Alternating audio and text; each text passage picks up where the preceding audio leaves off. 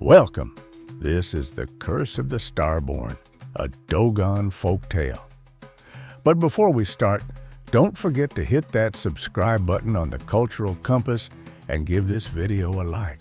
It helps us bring more amazing content straight to you. The Bandiagra cliffs stood like silent sentinels beneath the African night sky. The wind whispered secrets through the sandstone caves, carrying the scent of roasted millet and baobab fruit. The village of Ibi, nestled at the base of the cliffs, was alive with anticipation. Tonight was the night of the great eclipse, a celestial event that came once in a generation. The elders sat in a sacred circle, their faces lit by the flickering flames of the bara fire. The people had gathered, warriors, farmers, weavers, and griots, storytellers. Every eye turned skyward as the moon began to darken, swallowed by an unseen force. Then, the first scream tore through the village. A boy, Kellen, the chief's youngest son, collapsed to the ground, convulsing. His eyes rolled back, and his body contorted in ways that no human body should move. The shaman, old Sunu, rushed forward, his staff carved with ancient Dogon symbols. "He is Starborn," the old man whispered, his voice thick with dread. "The curse has returned." A hush fell over the village. No one spoke of the Starborn, the children who carried the blood of the Nomo, the celestial beings who came from the Sirius star system. The last time a Starborn was discovered, a terrible drought followed, and half the village perished. The council decided Kellen must be taken to the Cave of Whispers and left for the spirits to judge. Kellen's older sister, Njari, refused to accept the fate of her brother. She was fearless, her body draped in the ochre-red cloth of a huntress, her spear adorned with the feathers of the sacred hornbill. "If the spirits wish to judge him, let me hear their words myself," she declared. And so, under the dim glow of the fading moon, Njari, her brother Kellen, and the old shaman Sunu set out toward the Cave of Whispers, deep within the Bandiagra cliffs. The journey was treacherous. They crossed the Telem ruins, ancient structures abandoned by a lost people. They passed the sacred granaries, where the village stored its millet and rice, protected by intricate carvings of crocodiles, the guardians of the land. They even stopped at the Hogon's dwelling, the spiritual leader of the Dogon, who blessed them with a mixture of millet beer and dried baobab leaves for protection. The night was alive with sounds, the distant roar of lions, the rustling of unseen creatures. But nothing prepared them for what lay ahead.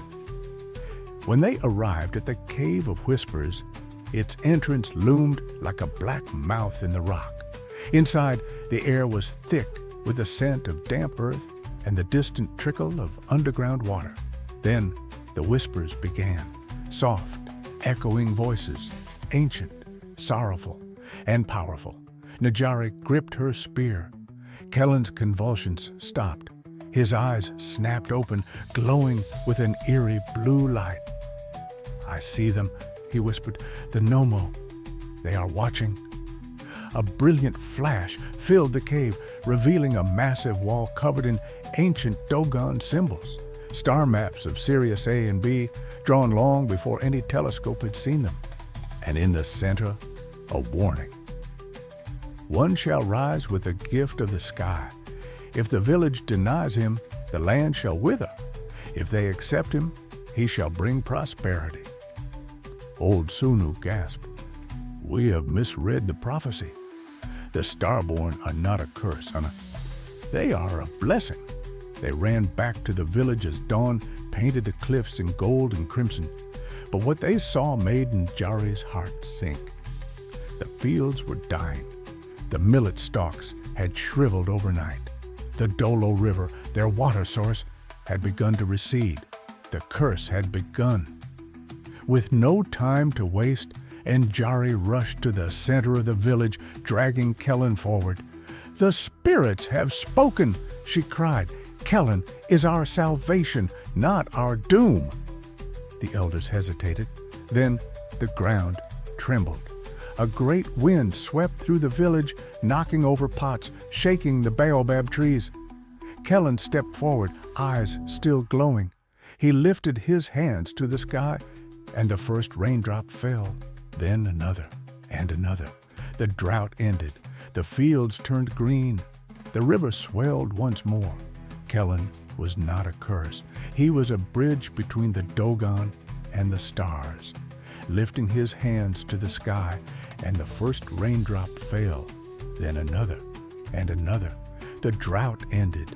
The fields turned green. The river swelled once more.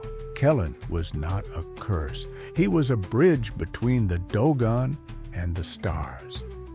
Even today, when the great eclipse returns, the Dogon gather beneath the cliffs, telling the tale of the boy who carried the light of the stars.